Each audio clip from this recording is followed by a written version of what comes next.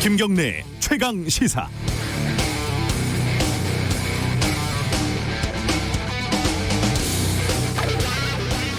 어제 아침에 국민일보가 쓴 제 기사 제목이 이렇습니다. 단독 이태원 게이클럽에 코로나19 확진자 다녀갔다.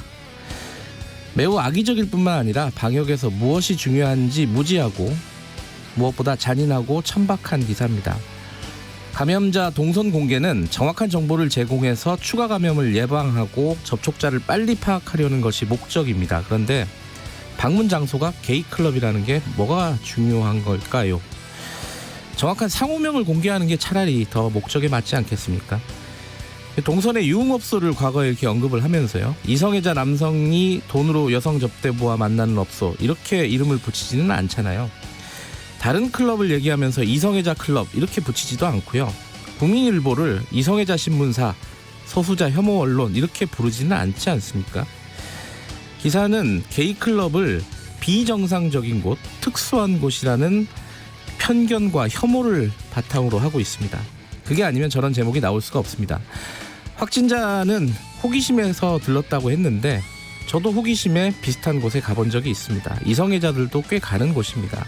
뭐를 알고나 기사를 써야죠. 더구나 강제로 아우팅을 당할 것이 두려워서 성소수자들이 숨어버리면 방역에 큰 차질을 빚게 될 거 아닙니까? 국민일보가 처음 썼지만은 게이클럽이라고 검색을 해보면요, 정말 많은 언론사가 편견과 혐오 가득한 기사를 쏟아내고 있다는 걸 알 수 있습니다. 우리 언론의 수준이 정말 참담합니다. 5월 8일 금요일 김경래 최강시사 시작합니다.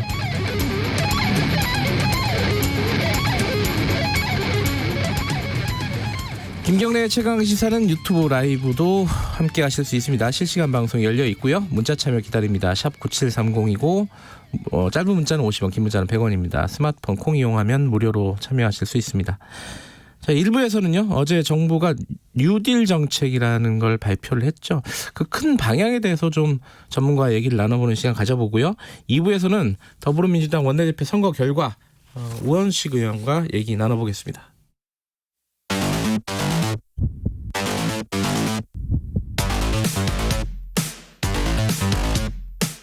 오늘 아침 가장 뜨거운 뉴스 언박싱. 네, 택배 박스를 뜯는 두근두근한 마음으로 준비합니다. 뉴스 언박싱 고발뉴스 민동기 기자 나와 있습니다. 안녕하세요. 안녕하십니까. 민주당 원내대표 선거부터 정리를 해보죠. 김태년 의원이 선출이 됐습니다. 네. 전체 163표 가운데 82표를 얻어가지고요. 네. 전해철, 정성호 의원을 누르고 당선이 됐습니다. 1차 투표에서 과반 이상을 얻어서 결선 투표 없이 선출이 됐습니다. 과반이 넘어가면 그 이상의 표는 개표를 안 하죠, 아예. 그렇습니다. 예. 지난해 그 원내대표 경선에서 이인영 원내대표한테 졌었거든요. 네. 재수에 성공을 했습니다. 김태년 의원은 개혁 입법 과제를 추진할 뜻을 밝혔고요. 대야 관계도 상시 국회 구축 등 시스템을 통한 협치에 주력할 방침입니다. 전대협 1기 간부 출신이고요. 이해찬 대표와 가까운 당권파로 분류가 되고 있습니다. 네. 문재인 정부 초기 집권 여당 첫 정책위 의장을 맡기도 했는데요. 아무래도 김 의원이 원내 사령탑에 오르면서 당정청 관계도 협력적 긴장 구도가 구축되지 않겠느냐 이런 전망이 나오고 있습니다. 정책통, 경제통 이렇게 많이 부르죠. 그렇습니다. 뭐 비문, 친문, 진문, 핵심 친문 이게 좀 나누는 게 큰 의미가 없는 것 같아요. 지금 여당 내부는. 그렇습니다. 예. 오늘은 미래통합당 원내대표 경선이 있죠. 주호영 5선 의원하고요. 4선의 권영세 의원 2파전인데요. 주호영 의원은 합리적 보수론을 강조를 하고 있고요. 네. 권영세 후보는 서울 강북의 유일한 당선자잖아요. 그렇죠. 그래서 수도권 확장론 이런 표심에 호소를 하고 있습니다. 근데 당내에서는 그 오늘 오전 10시부터 오후 2시에 마라톤 토론회가 열리거든요. 네. 특히 당선자들이 후보자에게 직접 질문을 던지는 현장 질문 세션이 있는데 네. 이 세션이 최대 승부처로 꼽힌다는 그런 얘기가 있습니다. 일부 당선자들은 압박 질문까지 준비를 했다고 합니다. 자, 이게 중계를 하려나? 재밌겠는데요? 그러니까 중계를 해주면 진짜 재밌을 것 같은데 할지는 아직 모르겠습니다. 네. 네, 20대 국회에서 지금 뭐 여러 가지 법안이 처리가 못 되고 이렇게 얘기가 되고 있는데 과거사법 개정안은 처리가 합의가 됐어요. 네, 그 부산 형제복지원 사건 피해자 최승우 씨가요. 네. 이 과거사법 통과를 촉구를 하면서 국회의원회관 현관 지붕위에서 사흘째 고공농성을 벌였거든요. 원래 그 국회 앞에서 계속 농성을 하던 분들이었죠. 하고 있었는데 예. 이제 국회의원회관 현관 지붕위에 예. 올라갔습니다. 예. 그러다 보니까 이제 아무래도 여야 의원들이 좀 신경을 쓴 것 같습니다. 네. 일단 여당은 야당 요구에 따라서 국회 행안위를 통과한 개정안에서 과거사위원회 그 조사 기간을요. 네. 4년에서 3년으로 줄이고 네. 청문회를 원래 공개적으로 하기로 했는데 이걸 비공개로 바꿨습니다. 그러니까 일부 내용을 수정하기로 합의를 했는데요. 네. 그동안 그 야당이 반대를 해왔기 때문에 국회 통과가 좀 어렵지 않겠느냐 이런 전망이 많았는데 네. 김무성 미래통합당 의원이 적극적으로 중재를 해서 여야가 극적인 합의를 이뤘습니다. 네. 이 과거사위는 2006년 4월부터 2010년 6월까지 4년 2개월간의 조사 활동을 마친 뒤에 2010년 12월 해산을 했거든요. 근데 조사 기간이 짧아가지고요. 상당수 피해자에 대한 진상 규명이 완료되지 못했습니다. 특히 형제복지원 사건과 같은 국가에 의한 인권 유린 사건이 추가로 드러나면서 관련 피해자들이 과거사위원회의 재가동을 줄기차게 요구를 해왔습니다. 형제복지원 사건은 이게 한국 현대사에서 가장 비극적인 사건 중에 하나입니다. 끔찍하죠. 예, 이게 이제 진상조사가 이루어질 것이다. 이분들 되게 고생 많이 하셨는데 그렇습니다. 좋은 소식입니다. 이거는. 자, 아까 제가 오프닝에서 말씀드렸는데 용인의 확진자 여기서 지금 걱정되는 거는 접촉자가 얼마인지 몇 명인지가 아직 정확하게 파악이 안 됐다는 거예요. 그러니까 발열 증상을 보이기 전에요. 네. 서울의 한 클럽 등 사람이 많은 곳을 방문한 것으로 알려졌기 때문에 네. 지역사회 2차 감염 우려가 커지고 있습니다. 일단 방역당국이 역학조사를 한 결과 한 57명의 접촉자를 파악했다고 밝혔거든요. 확인된 것만 그렇다는 거죠. 그렇습니다. 그러니까 예. 확진자가 더 늘어날 가능성이 있다는 점이 가장 우려가 되고 있습니다. 네. 특히 용산구가 조사를 해보니까 그 같은 시간대에 클럽을 이용한 사람들 있지 않습니까? 예. 최소 수백 명에 이르는 것으로 지금 조사가 됐거든요. 이거는 추적이 안 될 거예요. 이건 굉장히 어려울 예, 것 같습니다. 예. 그래서 조금 우려가 되는 그런 상황입니다. 네, 지금 코로나19 끝난 게 아닙니다. 그죠? 그럼요. 예. 예. LG화학 인도 공장에서 사고가 났다. 이건 어떤 사고입니까? 그 LG 화학 공장에서 가스 유출 사고가 발생을 했는데요. 인도에 있는 있는 인도 남부에 있는 곳인데 네. 최소 11명이 숨지고 인근 주민 3,000명이 대피를 했습니다. 대형 사고네요. 예. 사망자 가운데는 8살짜리 아이도 1명이 포함되어 있다고 하는데요. 가스 유출이 현지 시각으로 7일 새벽 2시 30분께 발생을 했기 때문에 새벽에 유독 가스가 유출이 돼서 아마 피해가 더 커졌을 것으로 지금 예상이 되고 있습니다. 네. 근데 지금 이 인도 같은 경우에는요. 코로나19 때문에 3월 25일부터 전국에 강력한 봉쇄 조처를 내린 상태였거든요. 네. 그러니까 사고 당시 공장에는 당직자 정도만 근무를 하고 있었다고 하는데 네. 또 오늘 오전에 현지 언론 보도에 따르면은 가스가 추가로 유출되고 있다. 이런 보도까지 나오고 있기 때문에 피해가 더 커질 수도 있는 그런 상황입니다. 이게 인명 피해가 더 커지지 않았으면 좋겠다라는 생각이 듭니다. 자, 네. 오늘 뉴스 브리핑 여기까지 듣죠.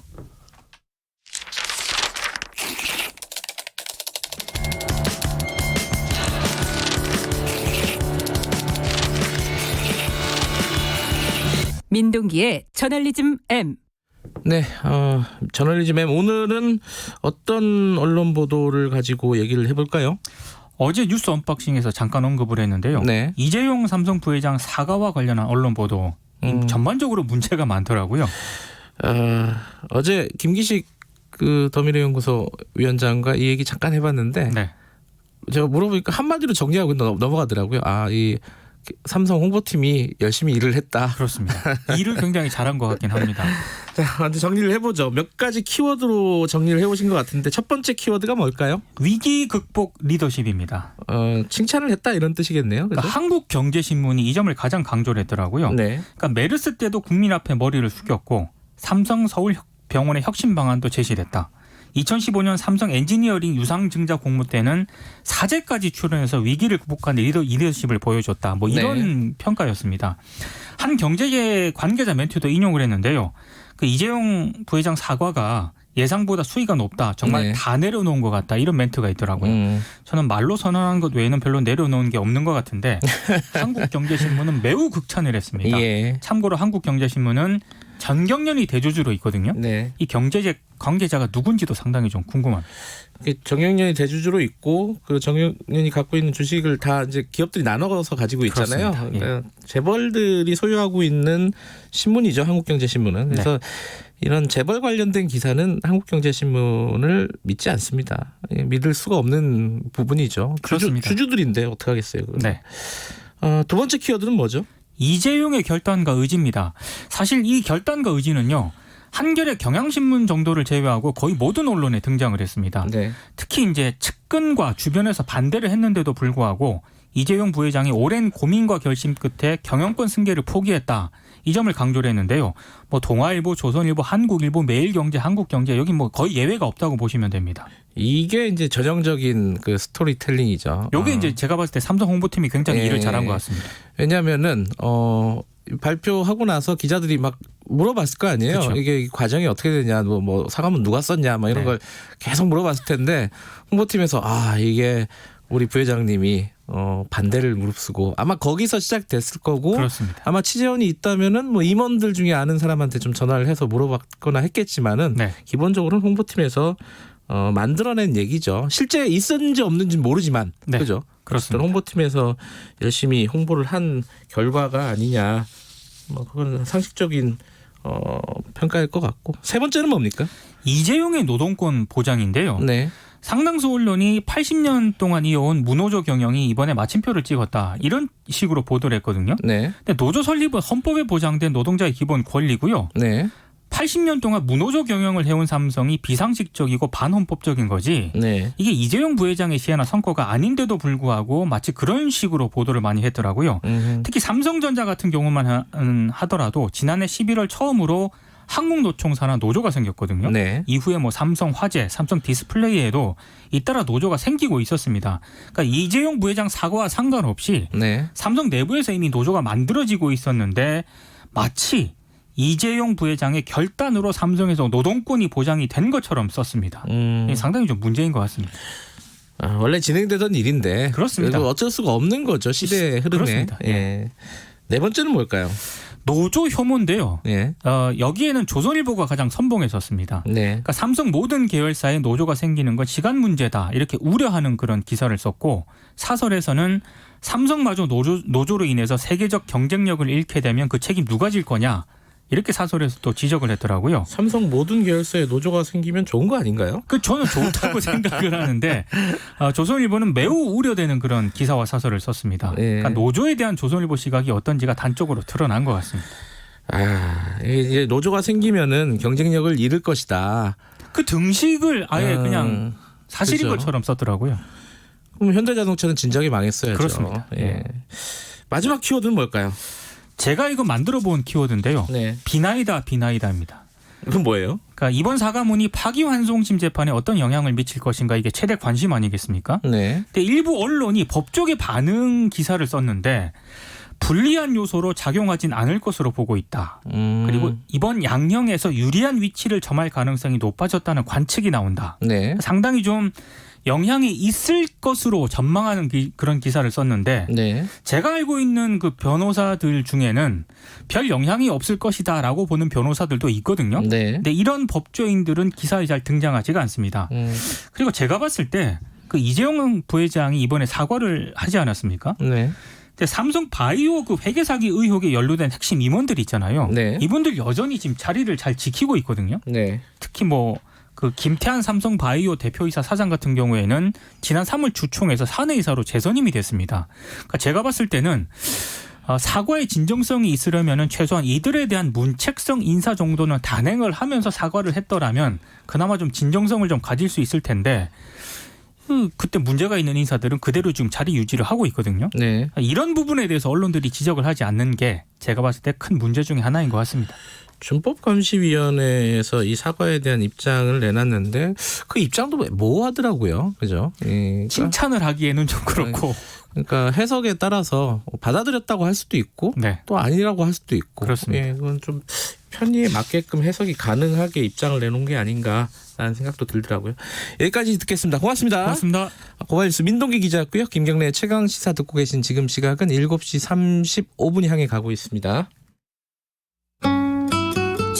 날씨 정보입니다. 낮 동안은 대체로 흐리다가 밤부터 전국에 비가 내릴 전망입니다. 이 비는 모레 일요일 아침까지 이어지겠고 곳에 따라 집중호우가 예상돼 주의하셔야겠습니다. 남해안과 제주도, 지리산 부근에 50에서 최고 100mm, 그 밖에 전국에는 10에서 최고 80mm의 비가 내릴 것으로 예상됩니다. 오늘 낮 기온은 대구 25도, 서울 26도, 대전 27도까지 올라 내륙 지역을 중심으로 때이른 더위가 이어지겠지만 내일 비가 내리면서 다시 기온은 제자리를 찾아갈 전망입니다. 현재 서울의 기온은 17.1도입니다. 날씨 정보 송소진입니다. 이어서 이 시각 교통 상황을 KBS 교통정보센터 김한나 씨가 전해드립니다. 네, 오늘 출근길은 평소 금요일과 비슷한 정체가 예상되는데요. 서울시내 동부간선도로는 성수대교 방향으로 원룸분기점과 중랑교 사이 1차로에서 추돌 사고를 처리하고 있습니다. 정체는 수락 지하차도에서 사고가 있는 원룸분기점 부근까지, 또 중랑교에서 장안교, 그리고 군자교에서 성수분기점 쪽으로 막히고 있고요. 고속도로는 경부고속도로 서울 방향으로 낙하물이 있던 죽전 부근에서 1km 정체, 또 달래내에서 반포 쪽으로도 답답한 진행입니다. KBS 교통정보센터였습니다. 최강 시사.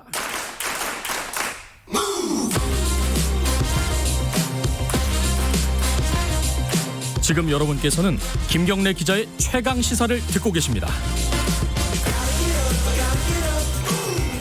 네, 김경래 최강 시사 듣고 계십니다. 어제 정부가 한국판 뉴딜 정책이라는 걸 내놨죠.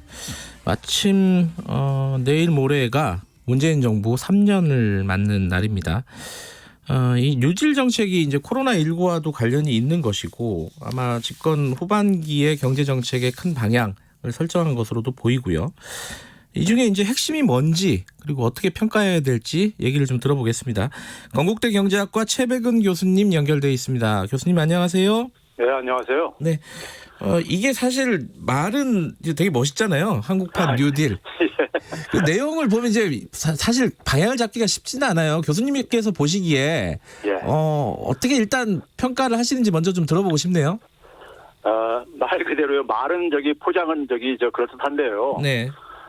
결론부터 얘기하면 역대 정부가요. 특히 이제 노무현 정부 때부터 네. 우리 경제의 화두가 이제 소위 미래 성장 동력 만들기였었어요. 예. 그랬었죠. 네. 지금 우리 경제의 가장 핵심적인 문제는 제조업이 이제 그 위기가 계속 지속되고 있는 거거든요. 네. 그래서 제조업을 좀 이제 대체할 수 있는, 제조업의 공백을 좀 대체할 수 있는 이런 새로운 산업도 만들어야 되고, 그 다음에 제조업 이후에 새로운 경제 구조를 만드는 이런 문제가 이제 그 핵심적인 과제인데요. 네. 문재인 정부에서도 그거는 이제 혁신성장이라는 표현으로 계속 되어 왔었죠. 네. 그렇죠. 네. 그런데 이제 이번에 이제 한국판 뉴딜도 내용을 들여다보면요. 내용을 들여다보면은 문재인 정부의 혁신성장을 재포장한 거예요. 재포장한 건데 문제는 뭐냐면 이제 우리가 흔히 이런 얘기하거든요. 코로나19 이전과 코로나19 이후는 전혀 다른 세상이 도래할 것이다 이런 얘기하는데 네. 어떻게 세상이 달라질 것인지에 대해서 네. 좀 이해가 좀 이렇게 전제가 돼야지만이 그 코로나19 이후에 대해서 그러니까 우리가 제대로 좀 이제 대응을 할 수 있을 텐데 네. 흔히 이제 그러니까 코로나19 이후에는 뭐 비대면이 일상화될 거다. 네. 디지털 경제가 뭐 그러니까 전환이 가속화될 거다. 네. 이거는 사실 그러니까 코로나19 이전에도 4차 산업혁명이 가속화에 따라서 이런 건 예고가 됐던 것들이었었어요. 그러면은 코로나19 이전과 코로나19 이후에 대한 그러니까 근본적인 이제 그 문제인식의 차이를 발견할 수가 없게 되는 것이고요. 네. 저 기재부에서 발표한 안에도 보게 되면은 코로나19 충격으로 경제 위기가 오게 되고 그에 따라서 경제 사회 구조의 변화가 이제 발생한다 그랬어요. 네. 근데 구조가 변화한다면은 사실 많은 부분들을 바꿔야 되는 거거든요. 네. 교육 방식부터 해가지고 그러니까 제도라든가 법 이런 것들을 바꿔야 되는데 이번에 보게 되면 주로 인프라와 관련되어지는 네. 뭐 디지털 인프라와 관련된 이런 이제 초점을 맞춘다는 점에서 기존에 그러니까는 역대 정부들이 소위 노무현 정부 때부터 소위 10대 산업 육성이라든가 네. 17개 19개 계속 이렇게 미래 산업 신성장 동력선을 육성하는 거하고 네. 저는 근본적인 차이가 안 보입니다. 솔직히요. 좀 보시기에는 포장만 바꿔서 했을 뿐이다. 이런 것도 좀 보인다는 말씀이시네요. 좀 미흡하다는 거네요. 한마디로 말씀하시면은. 그렇죠. 거기다가 또 하나는 뭐냐면요. 네. 뉴딜을 붙이려면요. 저는 뉴딜에 대한 이해가 좀 이제 전제가 돼야 되는데 네. 뉴딜은 우리가 흔히 말해서 3R, 세 개의 R로 이제 그러니까 우리가 상징되어지는데요. 네. 릴리프, 리폼, 리커버리입니다. 네. 그러니까 이제 릴리프라는 것은 구제지요. 예. 리폼은 개혁이고 리커버리는 회복인데 예. 당시에 구제가 나온 이유가 뭐냐면요. 세계 대공황의 우리가 금융위기도 마찬가지지만은 세계 대공황의 핵심적인 원인이 소득 불평등이었었어요. 네. 그래서 소득 불평등 속에서 그러니까는 이 소위 말해서 그 당시 식으로 얘기하면 금융위기가 터졌던 건데 그러면 그거를 이제 바꾸기 위해서 이제 그러니까는 미국 같은 경우는 사회 제도들을 그러니까는 근본적인 제도들의 어떤 이런 변화를 했어요. 네. 은행 금융 개혁이라든가 노동의 권한 강화라든가 사회보장 도입이라든가 농민소득 강화라든가 이런 것 했단 말이에요. 네. 그런데 우리는 지금 뭐냐면은 코로나19 이후에 사실 많은 일자리 문제가 발생들 하고 있잖아요. 네. 근데 이제 이런 부분에 대해서 우리가 예를 들어서 지금 기본소득이 이번에 이제 문제가 제기됐었고요. 네. 그리고 이제 전국민 고용보험제라든가 그다음에 국가 고용보장제라든가 이런 것들이 일부에서 이제 그러니까는 제기되어 왔던 것들이 더 이제 일상화 전면화돼 가고 있는데 여기에 대해서는 전혀 그러니까는 기재부의 그 안에 이제 포함이 안 돼 있다는 점에서 네. 안 돼 있다는 점에서 뉴딜의 내용을 그냥 어떤 하나의 그 산업 투자 전송으로만 네. 이렇게 이해를 하고 있는 게 아닌가 하는 좀 의구심이 들었습니다. 그러니까 이게 뉴딜이라고 이름 붙이기에는 좀 미흡한 그런 그림이다. 지금 말씀하신 대로 투자 정책 정도로 볼 수 있지 어떤 사회 시스템을 전반적으로 바꾸는 정도 수준까지는 못 간다. 근데 그렇다면은 사실은 정부가 지금 상황에 대한 위기의식은 있겠죠, 당연히. 근데 왜 그렇게 미흡한 정책을 내놨을까요? 이거 어디서 문제가 생겼을 거라고 보세요? 이게 이제 관성입니다. 관성. 그러니까 노무현 예. 정부 때부터 이명박, 박근혜 정부에서도 계속해서 뭐냐면 특정 산업을 그 시대적인 분위기에 따라서요. 네. 예를 들어서 미국에서 새로 이제 그러니까 부상하는 산업들이 새로운 산업이 부상하게 되면은 네. 그 산업을 우리도 그냥 뭐냐면 육성하겠다는 이제 이런 베끼기식의 정책이 계속해서 대표되어 왔었어요. 네. 그런데 이제 근본적으로 이번에 이제 그러니까 코로나19 이후에 디지털 생태계라는 새로운 생태계, 산업 생태계를 만약에 얘기한다면은요. 네. 생태계에 대한 이해가 필요해요. 지금 무슨 얘기냐면은 네. 우리가 생태계라는 것은 이 어떤 특정 환경 속에서 살아가고 있는 동물이나 식물이나 생명체가 있죠. 네. 그리고 이제 그 주변을 둘러싸고 있는 물이라든가 토양이라든가 기온이라든가 기후라든가 이런 것들이 있잖아요. 네. 그런데 여전히 뭐냐면 우리는 제조업 생태계, 제조업에서 살아왔었던 사람들을 가지고 네. 제조업 시대 때 살아왔던 어떤 하나의 제도나 환경을 가지고 전혀 다른 원리가 작동하는 디지털 생태계를 지금 꿈꾸고 있는 거라고요. 네. 근데 그러다 보니까 여기에 대해서 그러니까 뭐 인공지능 인프라 만들고 SOC 디지털 하면은 저절로 디지털 생태계가 이렇게 구축이 되는지 아는데요. 네. 그 디지털 생태계 안에서 사는 경제활동 주체들은 전혀 다른 경제활동 주체가 필요하단 말이에요. 네. 우리가 농업사에 살던 사람이 제조업 시대 때니까 우리가 역할을 제대로 할 수 없듯이요. 네. 이제 그런 점에서 어떤 산업에 대한 투자, 산업을 이제 만드는 어떤 이런 측면에만 초점을 맞추다 보니까 네. 그동안의 어떤 미래 성장 동력 만들기가 제대로 성과가 이제 불충분하게 나왔던 이유인 겁니다. 관성이다. 어떤 분은 또 그렇게 표현하더라고요. 이게 뭐 관료들이 보고서 가지고 노는 거, 보고서 놀이다. 이런 얘기도 하던데.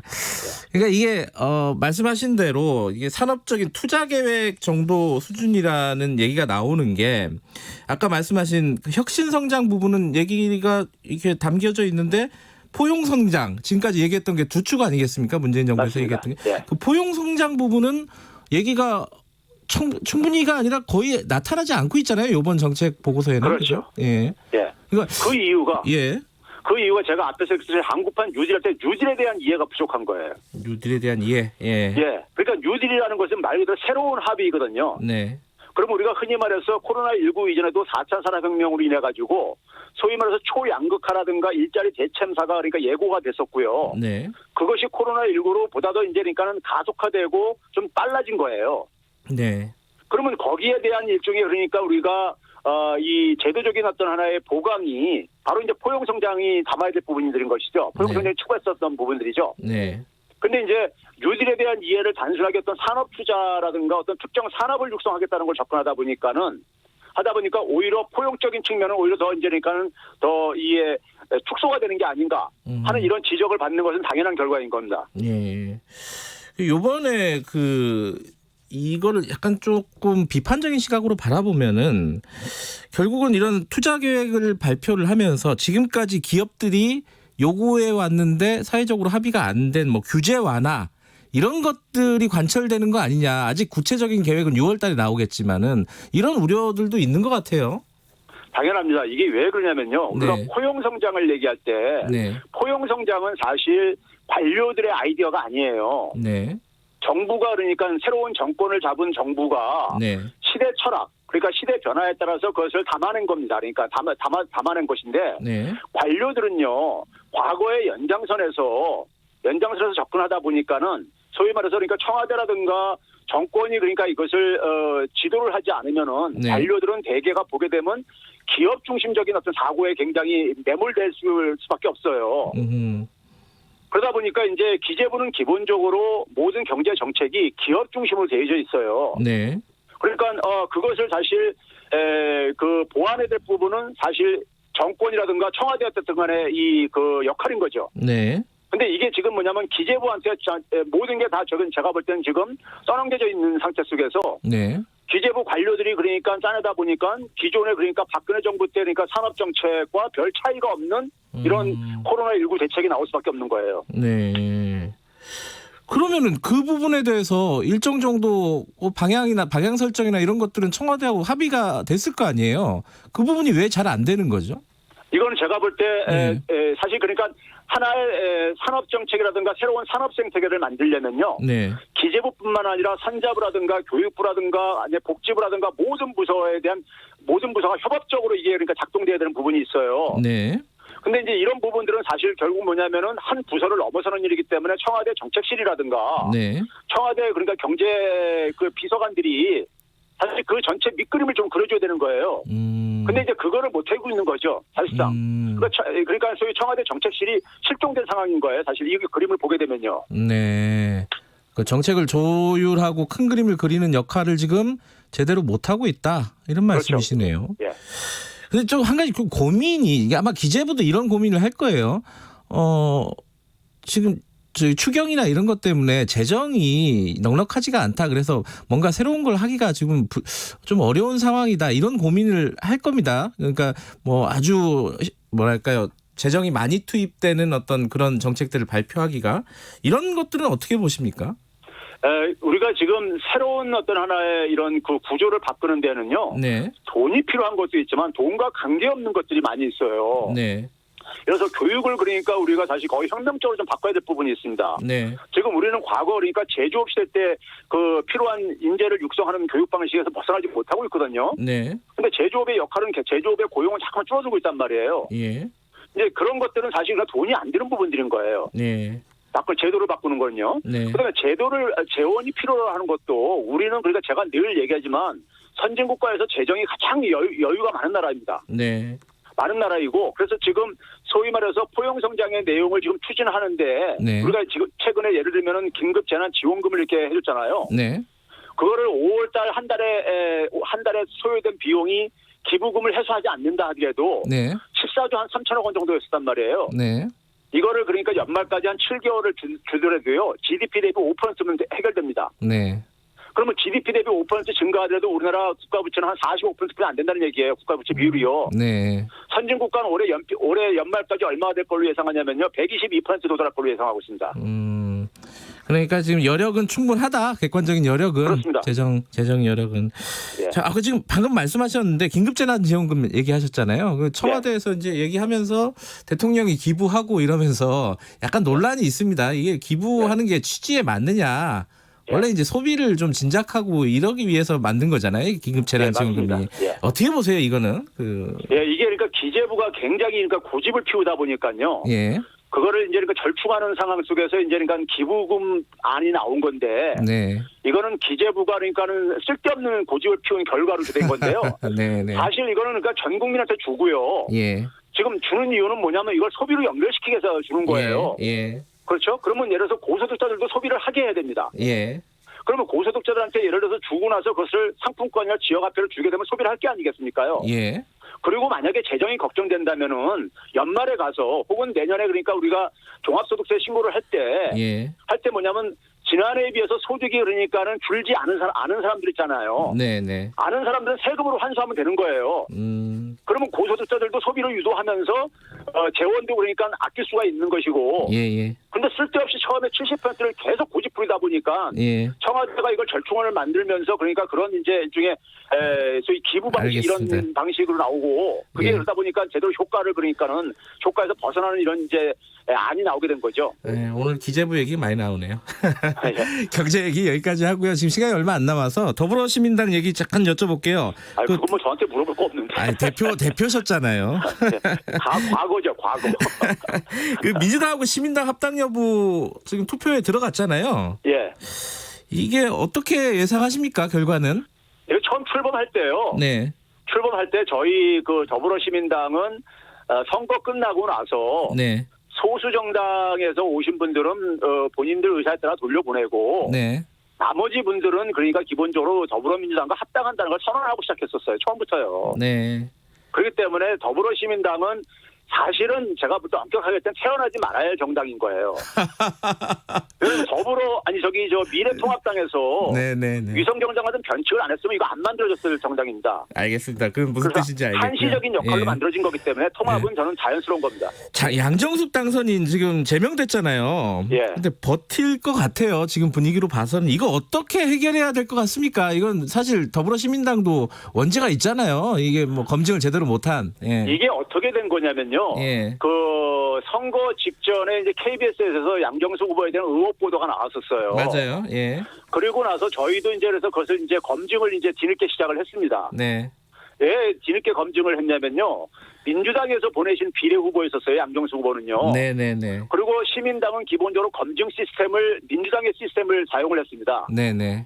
민주당 시스템이 거의 그러니까는 이 고위공직자 검증 시스템과 거의 동일해요. 예. 그래서 이제 민주당에서 보낸 비례 후보들은 저희가 검증을 별도로 안 했습니다. 똑같은 결과가 나오기 때문에요. 예. 근데 이제 KBS에서 의혹 보도가 나온 다음에 그걸 검증을 하면서 그 이제 관련자들한테 저희가 녹취도 하고 그래가지고 선거 전에 저희가 사퇴를 권유를 했었어요. 아. 근데 사퇴를 권유했는데 본인이 거부하고 사실이 아니다 하면서 소위 말해서 녹취에 이제 협조했던 증언했던 분들이 또 네. 말을 바꿨었어요. 알겠습니다. 이 뭐 이제 그런 상황 속에서 예. 저희가 이제 선거 이후에 처리하는 걸로 이렇게 이제 알겠습니다. 당시에 결론을 냈었죠. 고발된 상황이니까 뭐 수사나 이런 부분들도 좀 지켜보도록 하죠. 오늘 말씀 감사합니다. 네, 감사합니다. 건국대 경제학과 최백은 교수였습니다. 지금 김경래 최강시사 1분 여기까지고요. 잠시 후 8시에 2부로 돌아오겠습니다.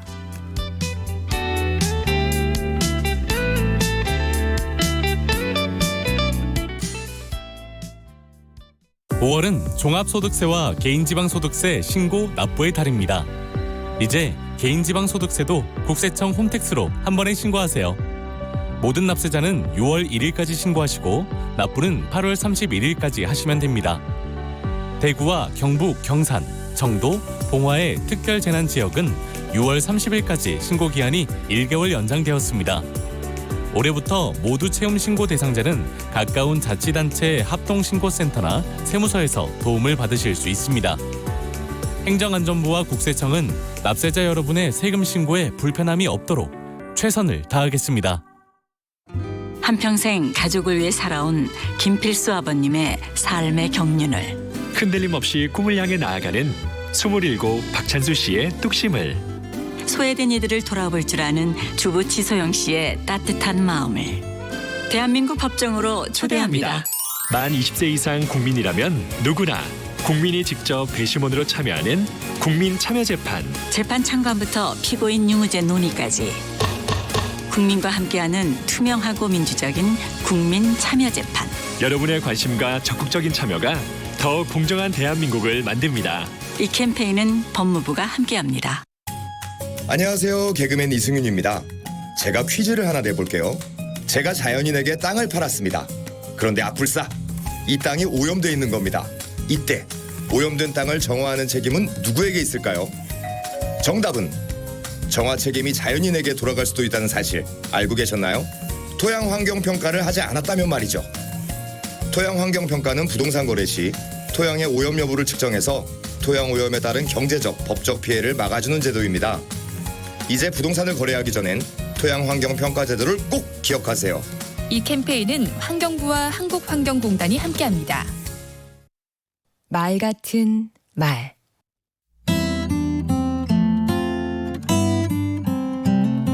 안녕하세요. 강원국입니다. 잔소리 듣기 싫으시죠? 오죽하면 잔소리꾼이라고 지칭하겠습니까? 그런데 잔소리는 왜 듣기 싫은 걸까요? 어떤 게 잔소리죠? 쓸데없는 참견, 부질없는 소리란 뜻이 있는 것 같습니다. 해봤자 별 소용이 없는 소리죠. 잔소리를 듣고 뉘우치거나 행동이 변화하는 경우는 거의 없으니까요. 정신 차려, 바보야, 정신 차려. 반복한다는 의미도 담겨 있습니다. 과거를 다시 들춰내고 기억을 소환해서 한 말 또 하고 또 하면 잔소리가 되지요. 지난 시절에 대한 후회나 회한을 푸념하듯 내뱉는 잔소리도 있습니다. 혼자서 중얼거리는 넋두리 같은 건 말입니다. 군말이나 투덜거리는 말, 토다는 것도 잔소리라고 합니다. 하라면 하는 거지 웬 잔소리가 그리 많아? 이런 경우 말입니다. 무엇보다 잔소리는 꾸짖어 고쳐보려고 하는 말이지요. 부모님이나 선생님이 하는 잔소리는 대부분 여기에 해당합니다. 행여 잘못될까 하는 노파심에서, 바른 길을 갔으면 하는 바람에서 하는 말들이지요. 제가 아내에게 늘 듣는 말도 바로 이런 말입니다. 나 잘 되려고 그래? 다 당신 잘 되라고 하는 소리야. 그래 안 그래? 이처럼 잔소리의 의미는 상황에 따라 다릅니다. 하지만 모든 경우에 공통적으로 적용되는 게 있습니다. 귀담아 듣지 않게 되는 말이라는 점입니다. 아무리 간절한 마음을 담아서 말해도 듣는 사람이 잔소리로 느끼면 효과가 없지요. 공자는 3가지 말을 조심하라고 했습니다. 해야 할 말이 아닌데 말을 하는 실언을 조심하고, 속과 다른 말을 하는 교언을 삼가며, 말을 해야 할 상황이 아닌데 입을 여는 최언을 경계하라고 했습니다. 공자가 말한 최언이 잔소리에 해당하겠지요. 가정이건 직장이건 잔소리만 안 해도 말로 인한 욕은 덜 먹을 수 있습니다. 그런데 가끔은 궁금해집니다. 내가 흘려들었던 잔소리들이 정말 다 잔소리이기만 했을까? 강원국의 말 같은 말이었습니다.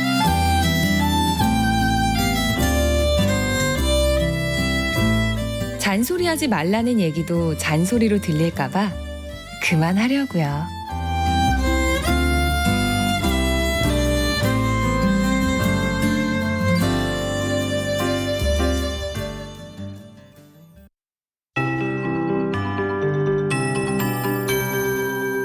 KBS 58분 날씨.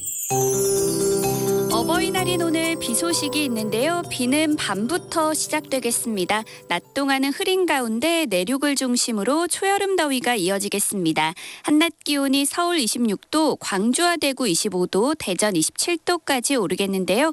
반면 해안 지방은 울진 19도, 부산 21도, 인천과 강릉 22도 등에 머물겠습니다. 지금은 전국에 구름이 많이 껴있고 낮부터 차차 흐려지겠습니다. 퇴근길 무렵에는 서해안부터 비가 내리기 시작해 밤 9시를 전후해서 전국으로 확대되겠고, 이 비는 모레 일요일 아침에 그칠 전망입니다. 모처럼 전국적으로 긴 시간 동안 비가 오면서 건조함이 해소되고 농산일에도 도움이 되겠는데요. 다만 여름처럼 집중호우가 예상돼 주의하셔야겠습니다. 모레 아침까지 남해안과 제주도, 지리산 부근에 50에서 최고 100mm, 그 밖에 전국에는 10에서 최고 80mm의 많은 비가 오겠고요.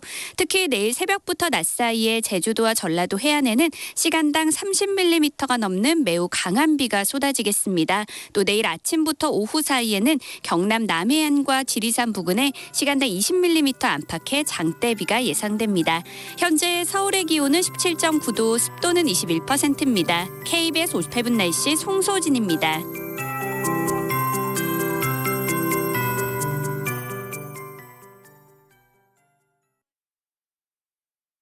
정성을 다하는 국민의 방송 KBS가 8시를 알려드립니다.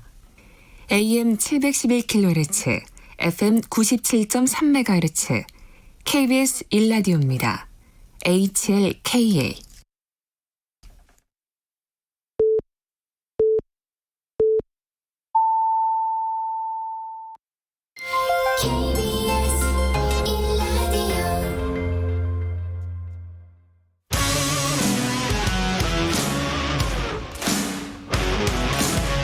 뉴스타파 기자 김경래 최강 시사. 김경래 최강 시사 2부 시작합니다. 어제 더불어민주당 원내대표 선거 있었죠. 사선의 김태년 의원이 원내대표로 선출이 됐습니다.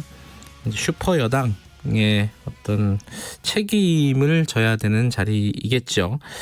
근데 이제 21대 국회에서 해야 될 일 숙제들이 만만치 않게 많이 있습니다. 어떤 것들이 지금 중요한지, 그리고 이 김태년 의원의 어떤 역할은 무엇일지, 자, 그리고 김태년 의원을 선출한 어떤 의미가 있지 않겠습니까? 더불어민주당에서 그것들을 어떻게 해석해야 될지, 자, 더불어민주당 원내대표를 지내셨던 분입니다. 우원식 의원과 얘기 좀 나눠보겠습니다. 의원님 안녕하세요. 네, 안녕하세요. 우원식입니다. 네, 이 김태년 의원이 당선될 거라고 예상을 하셨습니까, 우 의원님은? 실은 예상하기가 굉장히 어려웠습니다. 아주 팽팽한 그 선거전이어서요. 네, 막판에 어찌됐든 그 과반을 넘어가지고 뭐 결선 투표도 안 하고 이제 당선이 됐습니다. 김태년 의원이. 요게 뭐 당선자들의 어떤 뜻이 반영이 된 걸까요? 이거 이유가 있을 거 아닙니까? 그죠? 해석을 하자면. 네, 어제 이제 나왔던 전해철 의원이나 정성호 후보 이 두 분들도 문재인 정부 성공에 대한 큰 틀에 있어서 철학이 같기 때문에 다 자격이 있는 분들이죠. 근데 다만 김태년 의원이 그 원내대표 재수생이거든요. 그래서 어제 이야기하면서 마지막 도전으로 일할 기회를 달라, 이게 아주 비장하게 호소한 것이 상당히 영향을 미치지 않았나 이렇게 생각하고, 저도 전에 원내대표 할 때 재수생이었거든요. 아, 그러셨나요? 그래서 그걸 절박하게 이야기하니까 여러 의원들이 그럼 한번 열심히 해봐라 이렇게 기회를 주신 것 같고요. 이제 김태년 의원은 문재인 정부의 첫 번째 그 정책위 의장을 했고, 또 인수위가 없이 출범한 그 문재인 정부의 인수위격인 국정자문위원회 여기 부위원장을 하면서 당정청 조율도 잘했고, 또 문재인 정부 국정과제에 대한 이해도도 높다는 그런 강점이 있죠. 그래서 이런 경험과 성과가 있기 때문에 또 코로나19의 그 경제위기 극복도 잘 해낼 수 있을 것이다라고 하는 기대치가 좀 더 있었던 게 아닌가 싶습니다. 이 선거 결과, 원내대표 경선 결과를 가지고 언론들이 이제 흔히들 쓰기 좋은 말로 이렇게들 얘기 많이 해요. 이제 여권의 권력 지형이 주류 친문 재편 가속화 될 것이다. 이게 사실은 하나만한 말인 것 같긴 한데, 뭐 지금까지 그럼 친문이 아니었나? 뭐 이렇게 생각해 보면 또 이게 그 말이 그 말 같기도 한데요. 이렇게 해석하는 거에 대해서는 어떻게 보십니까? 저는 참 유감이에요. 유감이에요? 민주당이 지난 20대 국회 4년, 문재인 정부 3년 동안을 보면요.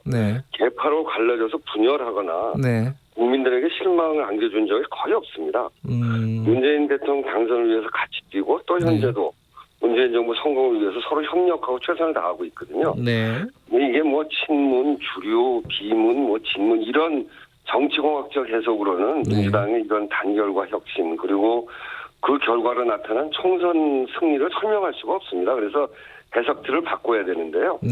저는 이런 조금의 차이, 그리고 개개인별 특성 이런 것들은 누가 더 민주당의 가치에 가까운가, 그리고 문재인 정부 성공에 기여할 수 있는 실력이 있냐, 이렇게 구분해 봐야 된다고 생각합니다. 이게 사실 언론이나 밖에서 보기에는 이제 싸움 구경이 재밌으니까 자꾸 싸움을 붙이려고 하는 거죠, 사실은. 자, 이 원내대표라는 자리야 무게가 원래 다 무거운 자리겠지만은 지금 177석입니다, 그죠? 이 역대급의 거대 여당의 원내대표, 의미가 좀 남다를 것 같아요. 역할이라든지 어떻게 보세요? 네, 그렇죠. 제가 원내대표 할 때는 여소야대의 원내대표였는데, 그 입장에서 보면 지금 177석, 사실상 이제 우리 여당으로 당선된 분이 180석인데 네. 그 큰 힘은 한편으로는 국정 운영의 주도권을 확실히 쥐면서 네. 구체적인 성과를 내야 아주 소중한 기회가 생긴 거죠. 그래서 국민이 믿고 맡긴 그 국정 운영의 운전대를 잡고 이전보다 조금 더 가속 페달을 밟되 네. 그 방향은 국민의 요구가 어디 있는지, 국민의 삶을 지키는 길이 뭔지 네. 이걸 분명하게 알고 그 방향대로 가야 됩니다. 네. 국회 운영 또한 역시 이제 야당과 소통하는 리더십 속에서도 네. 구체적인 성과를 내는 데는 주저함이 없는 대화 협상력이 필요하다 이렇게 생각을 하죠. 근데 이제 야당도 지금 오늘 선거입니다. 네, 근데 야당과의 관계도 일반적으로 뭐 팽팽하거나 이럴 때하고 다를 거예요. 지금 180석 가까이 되고 이제 의석수 차이가 좀 있고 그럼에도 불구하고 말씀하셨듯이 소통은 중요하다고 하셨는데 야당에서는 누가 원내대표가 되는 게 좋을 것 같으십니까? 그건 남의 당 그 이야기를 제가 할 수 없죠. 소통을 잘하실 분이면 좋겠습니다. 근데 이게 참 의석수가 많다 보면은 일이 제대로 안 되면은 그 의석수 갖고 제대로 하는 게 뭐냐라고 욕을 먹을 것이고 또 독주를 하면은 왜 야당하고 소통을 안 하느냐 이렇게 욕을 먹을 것이란 말이에요. 이게 참 어려운 자리일 것 같습니다. 네. 그렇지만 그런 어려운 문제를 풀어나가는 게 집권 여당의 원내대표니까요. 더더군다나 180석의 의석을 준 국민들의 뜻이 이제는 그 지나치게 발목을 잡으면 국민의 뜻에 따라서 그 효율적으로 국회를 운영하라라고 하는 뜻까지 함께 있기 때문에 소통을 중시하고 야당과 협의하는 걸 중시하되 또 다른 한편으로 지난번처럼 너무 과도하게 국회가 지체될 경우에는 국민의 뜻에 따라서 국회를 운영해 가야 된다 이렇게 생각합니다. 지금 20대 국회가 끝나지는 않았잖아요. 며칠 남았는데 공수처 관련된 뭐 후속 법안이라든가 뭐 N번방 뭐 방지법이라든가 이런 것들은 처리가 가능할까요? 처리할 수 있는 건 해야 됩니다.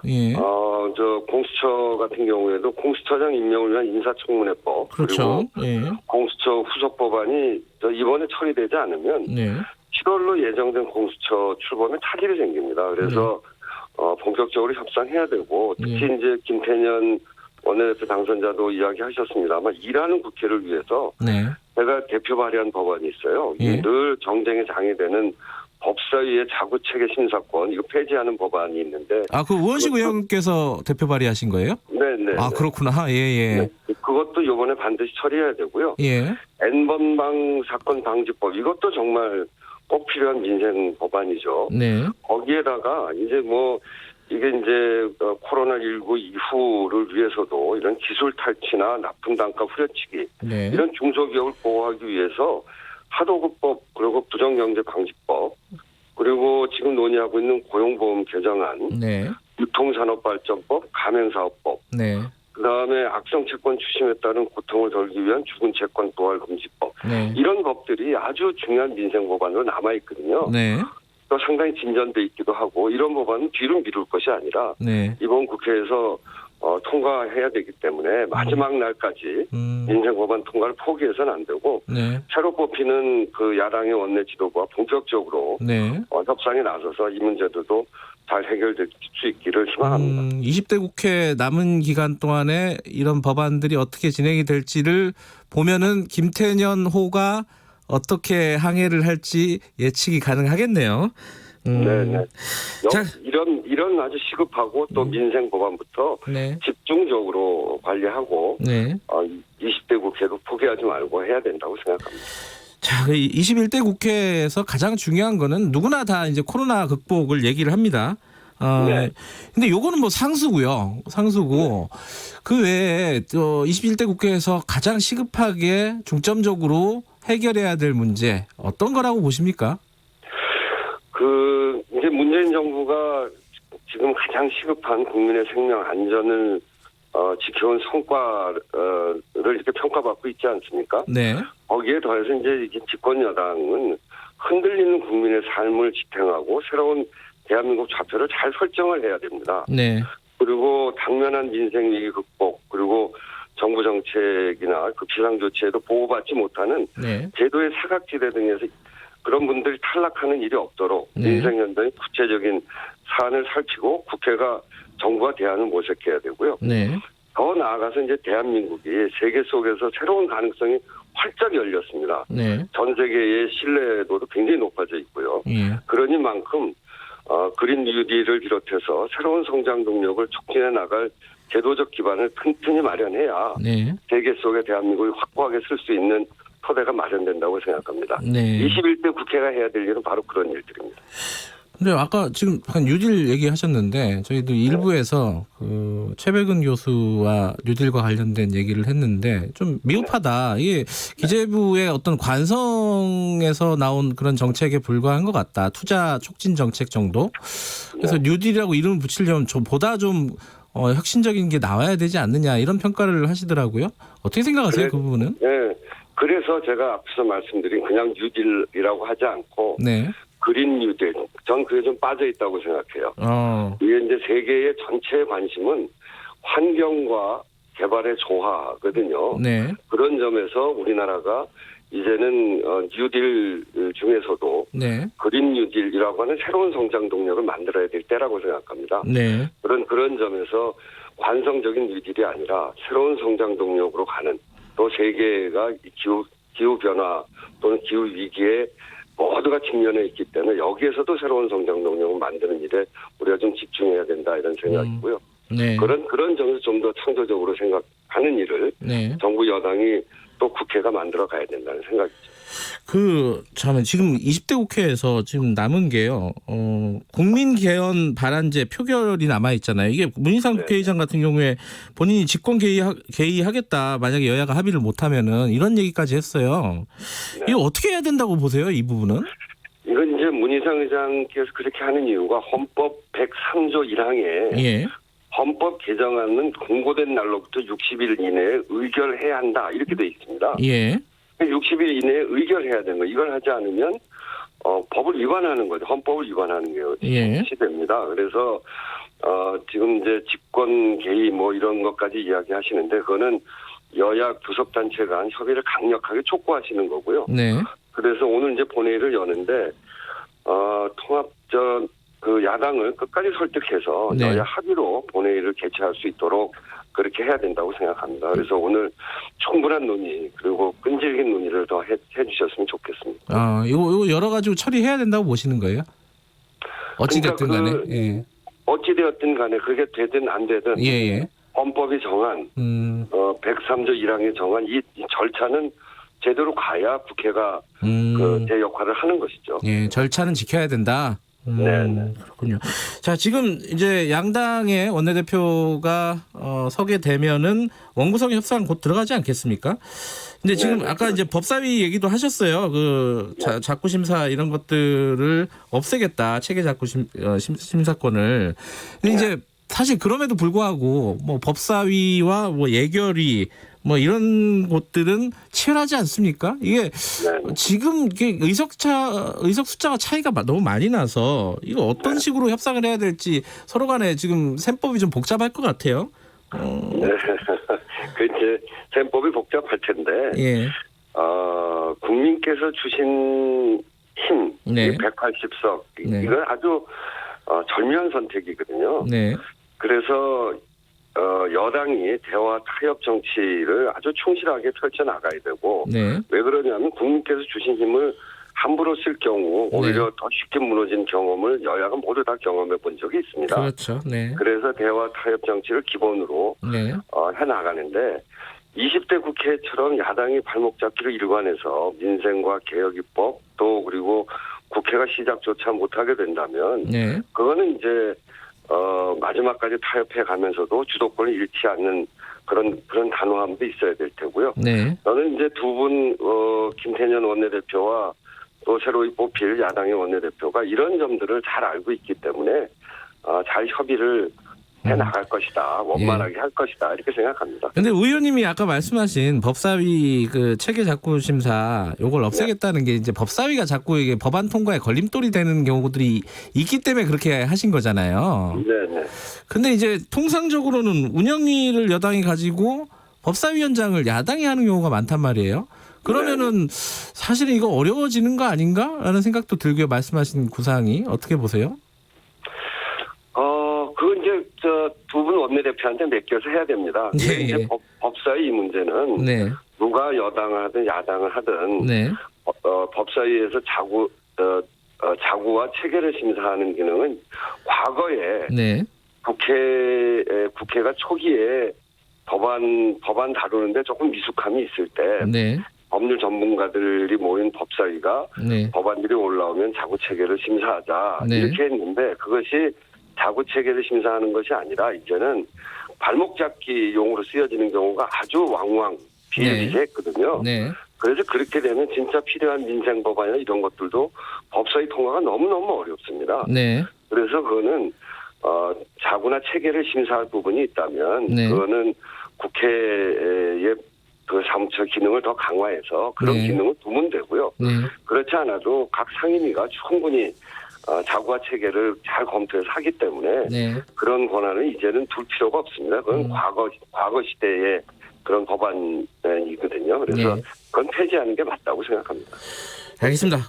마지막으로 한 두 가지만 큰 얘기 좀 여쭤보고 마무리할게요. 그 심재철 원내대표가 어제 기자간담회 하면서 네. 총선에서 참패한 이유가 정부 여당의 현금 살포였다 이렇게 얘기를 했습니다.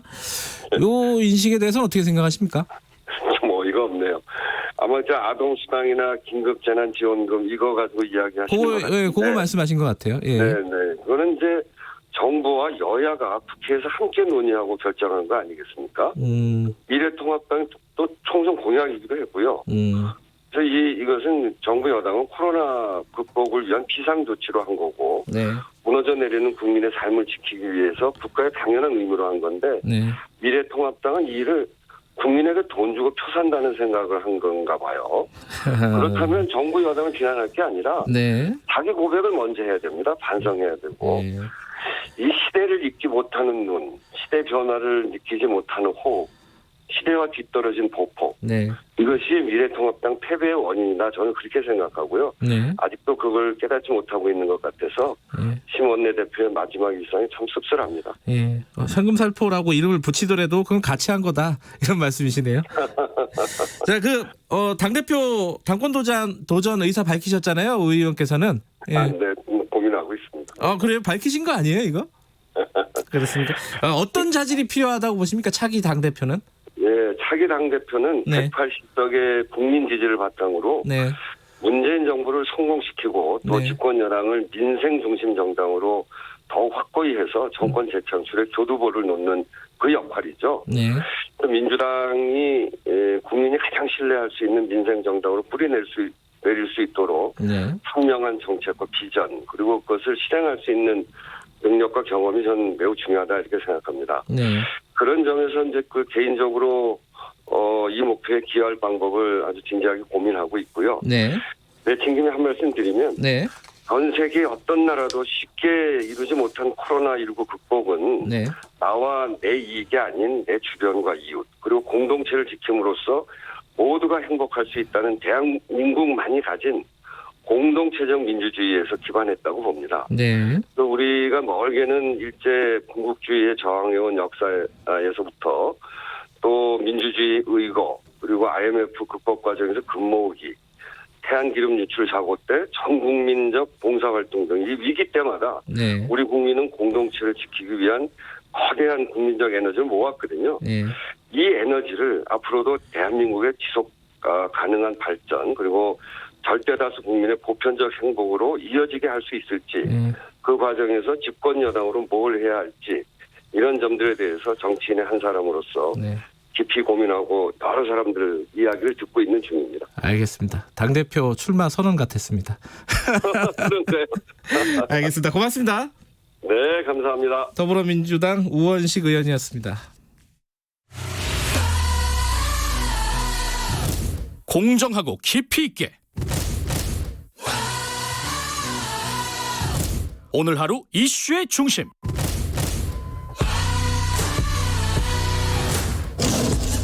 김경래의 최강 시사.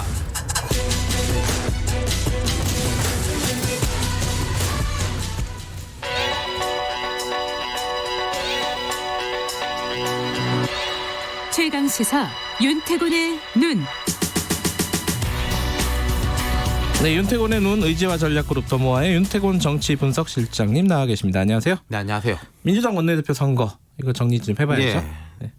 김태년 의원이 선출됐죠. 네. 김 원내대표가 선출 직후에 안정과 통합의 민주당 지도부와 함께 반드시 성과를 내는 원내대표가 될 것이다 이렇게 말했어요. 네. 코로나19로 인한 경제 위기가 다가오는 이 시기 어깨가 매우 무겁다. 통합의 리더십으로 당을 하나로 모으고 당 정청 역량을 위기 극복에 집중시킬 것이다 이렇게 강조했는데 뒤에 다시 자세히 설명드리겠지만 통합을 강조한 게 좀 귀에 쏙 들어왔어요. 근데 그 표 차이가요. 네. 이게 많은 건가요? 적은 건가요? 통상적으로 보면은?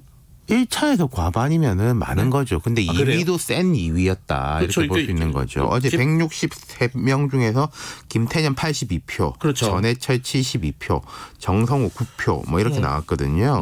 2위하고 표 차이가 이게 많이 나지는 않은 것 같긴 한데 그래도 1차 투표에서 그럼요. 결론이 났다는 건 네. 중요한 일이죠. 이렇게 봐야 될 것 같아요. 김태년, 전해철 두 사람 다 주류다. 네. 그러니까 의원들은 누가 되더라도 이 둘 중에 하나면은 당청 관계는 별 문제가 없을 것이다. 네. 그 다음에 그럼 왜 김태년인가 그렇죠, 이걸 그렇죠. 보면은 네. 전해철 의원은 줄곧 당청 호흡을 강조했습니다. 뭐 삼철 중에 하나로 꼽히는 사람 아니겠습니까? 네. 김 의원은 거기 플러스 알파로 정책 전문성을 강조했거든요.